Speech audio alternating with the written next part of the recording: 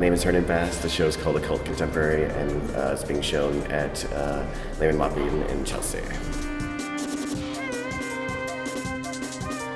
The show Occult Contemporary is basically a riff on the term adult contemporary, which is the brand of music that sort of relates to elevated music and kind of a cheesy genre. So for me, I wanted to take the idea of the occult and turn it back into something that was frightening, as opposed to what the occult has kind of become now, which is very candy-coated. A couple of different things I like to play with that I kind of rotate between, like the lives of saints, literature, the occult. Like there's a couple of different little pockets of work that I kind of keep continuing.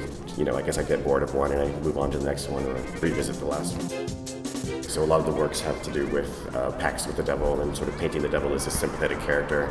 I like the idea that the devil is just basically trying to do his job, and it's always mankind that kind of tricks him out of it. So I wanted to do these paintings that could potentially have a fear to them, but also have a degree of sympathy for the devil.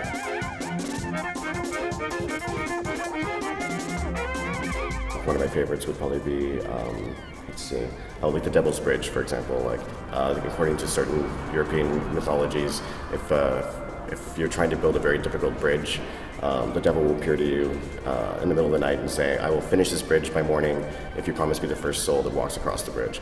But in the morning, the devil's always tricked by either the man swims across the river and calls his dog across the bridge, or the wife throws a rooster, to walk across the bridge. So again, it's like the devil getting screwed in the end.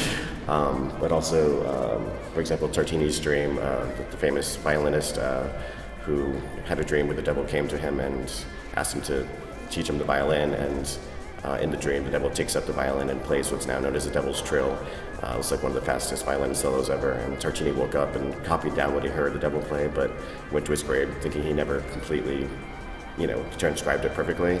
And I love the stories because people say that when he performed it on stage, that supposedly the devil was seen in the wings off stage, and it became this whole sort of mythology around it, and it kind of drove him mad, So my painting version is basically the dream sequence when the devil is playing his song. So.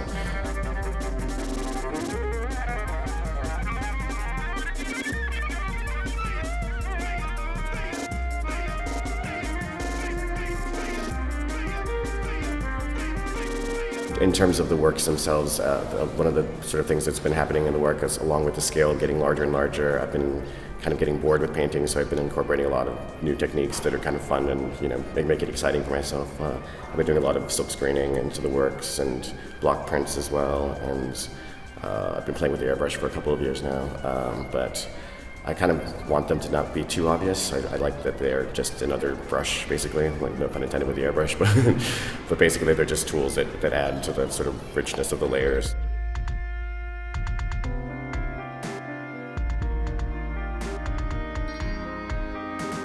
The paintings all sort of happen in my mind before they actually become paintings, because I have lists of titles and things like that, and the actual physical painting is the fun part. The other part is like the work, So for me, once the work is done, which is what I consider like the research, like the painting comes next.